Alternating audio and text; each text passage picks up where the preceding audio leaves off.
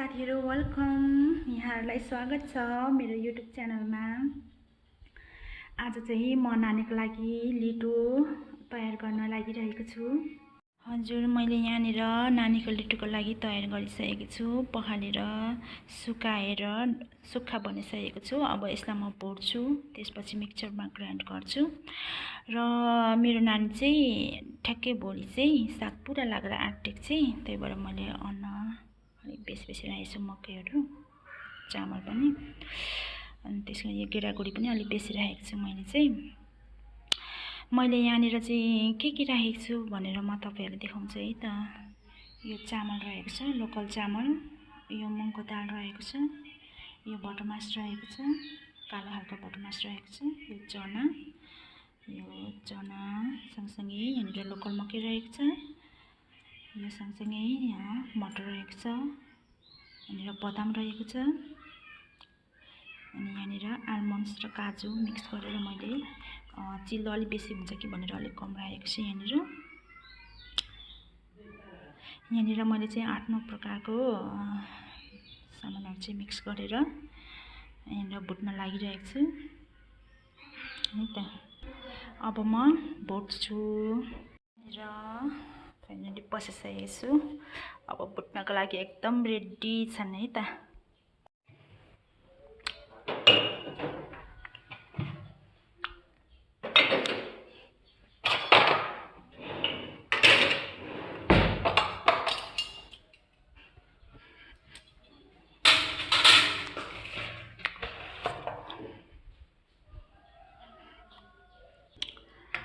सबैभन्दा पहिला चाहिँ मुङको दाल भुट्छु।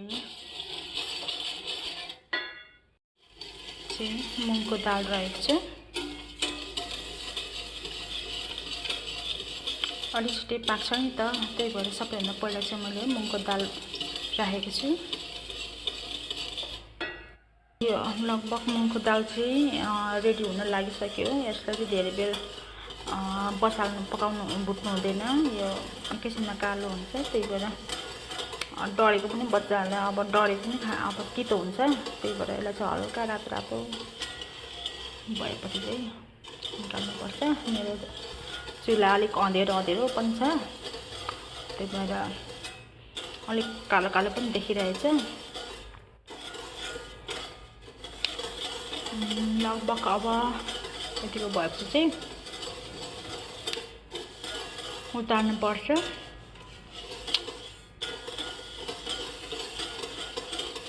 यति निकाल्नुपर्छ भन्दै पनि झन्डै डढेछ, र पनि यतिको ठिक छ।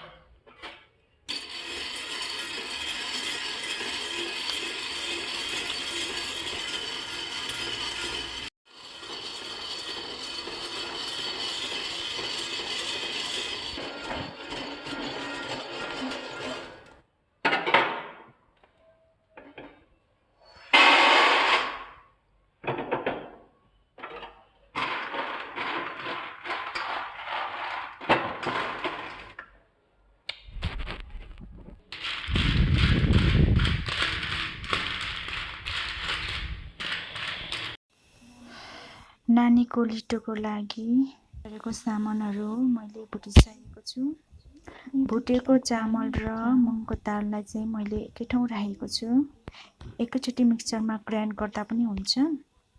त्यस्तै गरेर मकै रहेको छ, मकै सँगसँगै बदाम, भटमास, मटर, यो बदाम र भटमासको चाहिँ नाङ्लोमा राखेर ढुङ्गाले पिस्नुपर्छ। म यो बदाम यो भटमासलाई चाहिँ नाङ्लोमा राखेर यिनीहरूको बोक्रा निकाल्छु। यसको यो मटरको पनि निस्किनेसम्म म यसलाई पनि गर्छु। नाङ्लोमा राखेर पिस्छु, यिनीहरूको बोक्रा निकाल्छु। यसको चाहिँ निस्किँदैन, हेर्नुहोस् न, यस्तो फुटेको छैन, यसको निस्किँदैन। यिनीहरूको चाहिँ यो नाङ्लोमा राखेर यिनीहरूको बोक्रा चाहिँ म निकाल्छु ढुङ्गाले पिलेर। ढुङ्गा भेटेन, अलिक छिटो बुझ्दो यही काठको भेटेँ, त्यसरी म यस्तै नै गर्छु। अलिक छिटो पनि हुन्छ,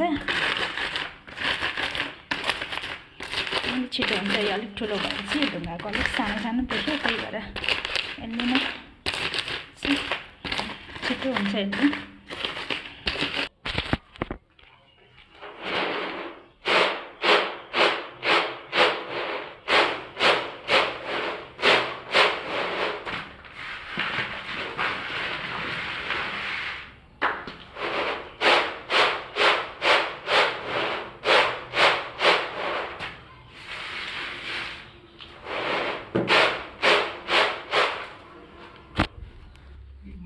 एकैछिन हुन्छ।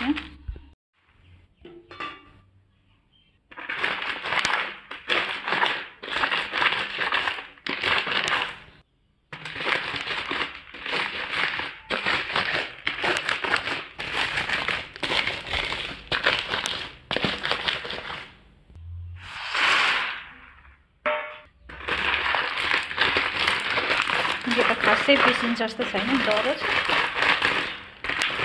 2 हातले गर्दा हुन्छ होला। यो मटर चाहिँ 2 हातले गर्दाखेरि चाहिँ अलिक डह्रो पिनिने रहेछ। मोबाइल पनि एक हातले पक्रिनु पर्ने भएको कारणले चाहिँ एक हातले नै भइरहेको छ मेरो। 2 हातले गर्दाखेरि चाहिँ अलिक पिनिने रहेछ। मैले अघि नै बोक्राहरू निकाल्ने भनेर तयार गरेको हो, लगभग मैले निकालिसकेको छु। यो मटर चाहिँ अलिक चाम्रो भएर होला, अलिक निस्कन मान्ने, र पनि निस्कनेहरू जति मैले निकालिसकेको छु। योभन्दा अघिल्लो टर्नमा मैले नानीको लिटो बनाउँदाखेरि चाहिँ निकालेको थिइनँ, यो पटक चाहिँ मैले निकालेको छु है, निस्कनेहरू जति चाहिँ।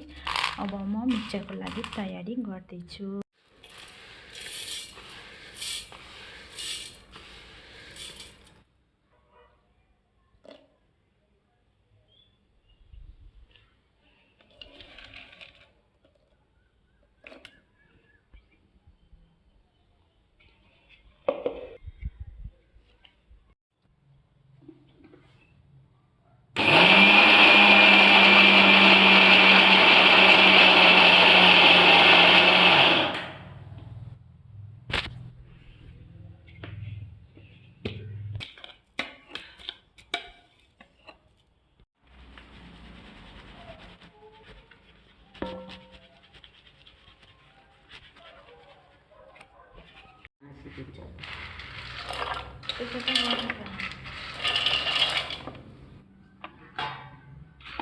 मुरली मकै कि यही घरकै? यो घरकै हो नि, घरकै हो।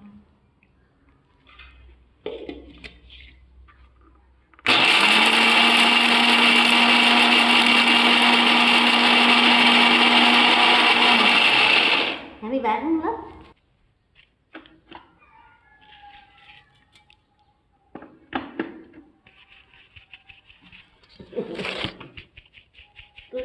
दार्जिलिङ भन्दै आउँदैन त उयो पनि। आज त नानीहरूको छुट्टी, आज त भोलि त जान्छु होला एकछिन। कहाँ पो छुट्टी? सक्नु ए हुन्छ, उता लडाइदिनु न, हुन्छ हुन्छ होला नि। अनि कहाँ त्यो खुवाइ गर्दा सक्छ? यसको बाबा पनि आउनु भएको छैन हात झारेर।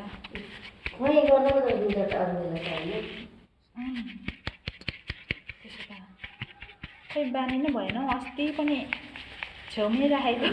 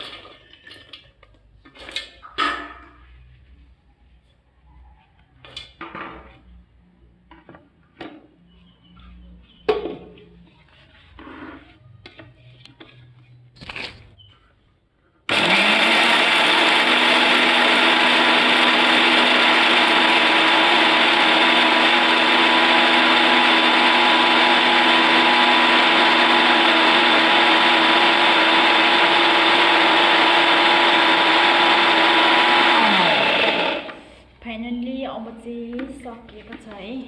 चाहिँ लास्ट भएको छ। अन्तिममा चना पिनेको छु।